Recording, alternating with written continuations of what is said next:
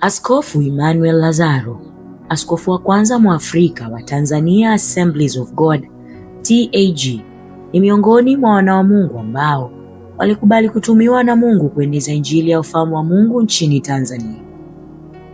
Karibu mtazamaji wangu wa runinga yetu pendwa Sonship Spirit katika mfululizo wa makala hii ya Roho wa Neema, Unabii na Uamsho wa Kristo.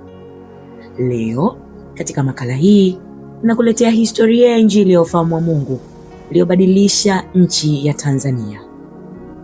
Kama ilivyo ada, kila kitu huwa na mahali au sehemu au mtu anayeanza nacho. Kuenea kwa Injili ya ufalme wa Mungu nchini Tanzania kabla na baada ya uhuru hatuwezi kukutenganisha na uwepo wa mtumishi wa Mungu, mwinjilisti, mwalimu, nabii, mtume na baba wa imani, Mheshimiwa Askofu Emmanuel Lazaro.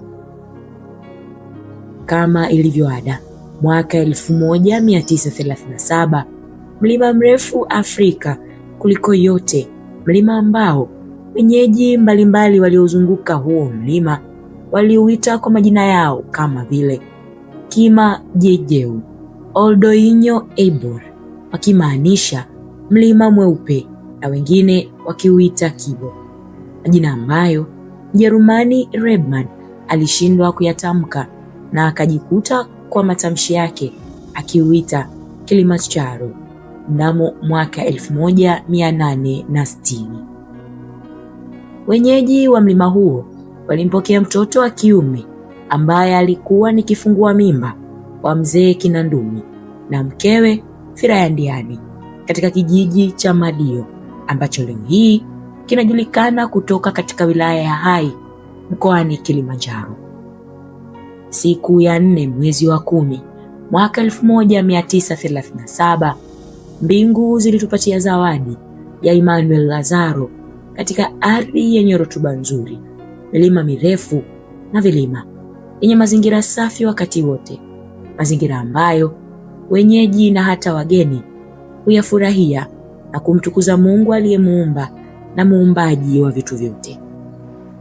Mkoa wa Kilimanjaro, mkoa ambao jina la wilaya yake lina mashiko makubwa kiasi ya kwamba watu wengi huhisi mkoa huo huitwa mkoa wa Moshi, mkoa ambao umebarikiwa makabila mbalimbali, makabila ambayo watu wengi nchini Tanzania huyaita kwa pamoja kabila la Wachaga, pasipo kujua kuwa hakuna kabila la Wachaga, bali mkoa wa Kilimanjaro una mchanganyiko wa makabila tofauti tofauti na viongozi wao tofauti tofauti. Mfano, Wamarangu ambao walikuwa chini ya chifu wao Mangi Mkuu, Wakibosho chini ya chifu wao Mangisina, na Mangimeli aliyekuwa chifu wa Wamachame. Mkoa huu wa Kilimanjaro umezungukwa pia na makabila mengine madogo madogo kama vile Wamasai, Wakamba, Wapare kwa sasa na wageni toka sehemu mbalimbali. Hakika uzuri na utajiri wa asili wa mkoa wa Kilimanjaro vinafunua ukuu wa Mungu na Roho wake wa neema, maisha, uzao na maongezeko. Kama ambavyo katika mfululizo huu tuliwahi kusema kuwa Mungu hutumia uumbaji wake wote katika kutaka kufunua wazo lake la ufalme kwa wanadamu wote.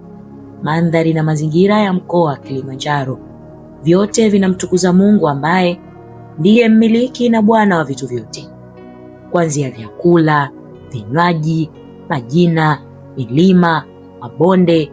Watu wake wote hufunua ukuu na uweza wa Bwana wetu wa majeshi na amani. Hii si ajabu kwetu mtumishi wa Mungu Emmanuel Lazaro, ambaye Mungu alimtumia kama kibebeo chake cha ufalme wa Mungu Tanzania nzima.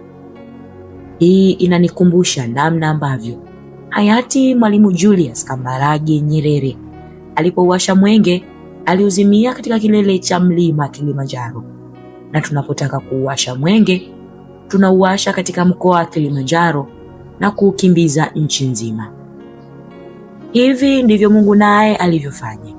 Aliuasha mwenge wa Injili ya ufalme wa Mungu kwa kutupatia Emmanuel Lazaro mwaka 1937, aliyekimbiza nchi nzima ya Tanzania na kuacha wana wa Mungu kila mahali ilipopata kupita injili ya ufalme wa Mungu. Na alipomaliza kazi yake na kuingia katika kizazi kipya cha wana wa ufalme wa Mungu mwaka 2025, Askofu Lazaro alilala na Bwana katika mkoa huo wa Kilimanjaro.